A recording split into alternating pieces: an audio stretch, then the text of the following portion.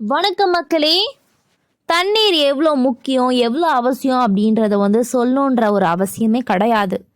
ஏன்னா நம்ம இப்போ எதில் இருக்கோம், சம்மர் சீசனில் இருக்கோம். சம்மரில் தினமும் எவ்வளோ தண்ணீர் குடிக்கணும். ஏன்னா அவ்வளோ ஒரு நன்மைகளை தரக்கூடிய இந்த தண்ணீரை மட்டும் நம்ம குடிக்காமல் விட்டுட்டோம் அப்படின்னா அடுத்தடுத்தா நம்மளுடைய உடம்புல நிறைய பிரச்சனைகள் ஏற்படும். சரி, இந்த ஒரு பதிவில் நம்ம என்ன பார்க்க போகிறோம்னா, இந்த தண்ணீருடைய முக்கியத்துவம் என்ன, அது நம்மளுடைய உடலில் எந்த அளவுக்கு வேலை செஞ்சு நம்மளுடைய உடலை ஆரோக்கியமாக வச்சுக்குது அப்படின்றத நம்ம தெரிஞ்சுக்க போகிறோம்.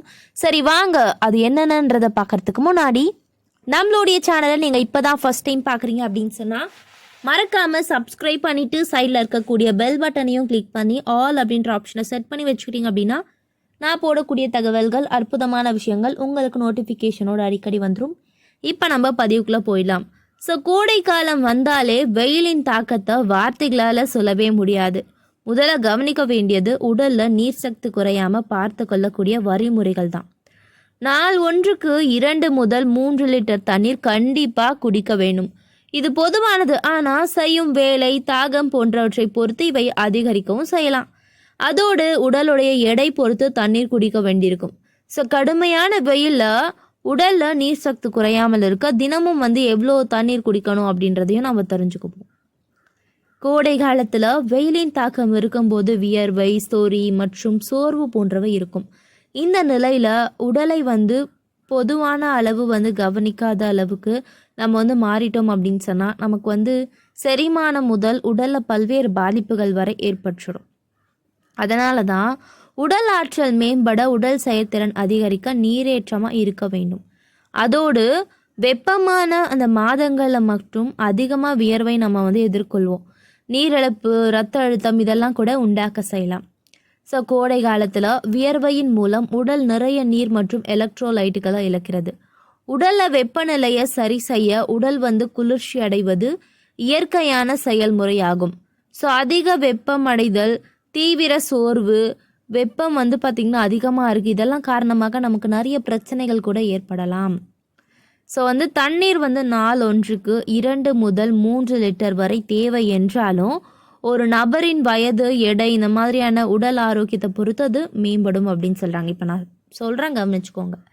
ஸோ 4 முதல் 8 வயது பிள்ளைகளுக்கு ஒரு நாளைக்கு ஒரு 5லேருந்து 6 டம்ளர் வரைக்கும் நம்ம தண்ணீர் குடிக்கணும். 9 முதல் 13 வயது வரை உள்ளவர்களுக்கு 7லேருந்து 8 டம்ளர் தண்ணி குடிக்கணும். 14 முதல் 18 வயது வரை உள்ளவர்களுக்கு 8லேருந்து 11 டம்ளர் தண்ணீர் அவசியம். ஸோ 19 முதல் அதுக்கு மேலே உள்ளவர்களுக்கு 8லேருந்து 10 டம்ளர். 19 முதல் அதற்கு மேற்பட்ட ஆண்களுக்கு பார்த்தீங்கன்னா 8லேருந்து 13 டம்ளர் வரையிலும் தண்ணீர் குடிக்க வேண்டும். தாய்ப்பால் மற்றும் கர்ப்பிணி பெண்களுக்கு வழங்குவதை விட கூடுதலான தண்ணீர் தேவைப்படும் அப்படின்னு சொல்கிறாங்க.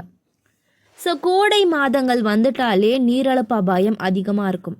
அவற்றிலும் பார்த்திங்கன்னா தையூரிக்ஸ் மாத்திரைகள் எடுத்துக்கொள்ளக்கூடிய அந்த நபர்கள், இதயம் அல்லது சிறுநீரக நோய் உள்ளவர்கள், குழந்தைகள் நீண்ட நேரம் வெயில விளையாடும் போது அந்த நீரிழப்பு அபாயம் உள்ளது.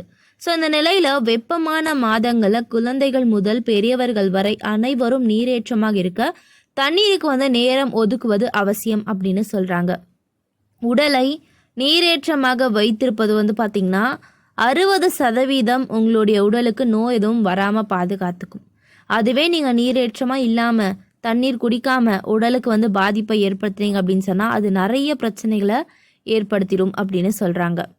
ஸோ மலச்சிக்கல் இல்லாமல் இருக்கலாம்.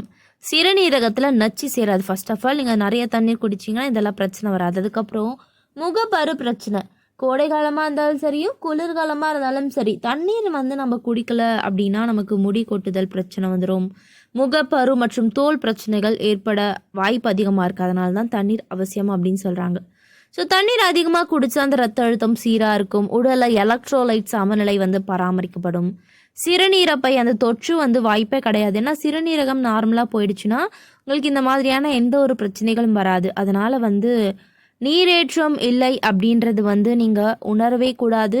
ஸோ அப்படி நீரேற்றம் இல்லை அப்படின்னா உங்களுக்கு என்ன மாதிரியான சைடு எஃபெக்ட் கொடுக்கும், என்ன மாதிரியான பிரச்சனைகள் வந்தால் நீங்கள் நீரேற்றமாக இல்லை, நிறைய தண்ணீர் குடிக்கணும் அப்படின்னு நிறையவே சொல்கிறாங்க.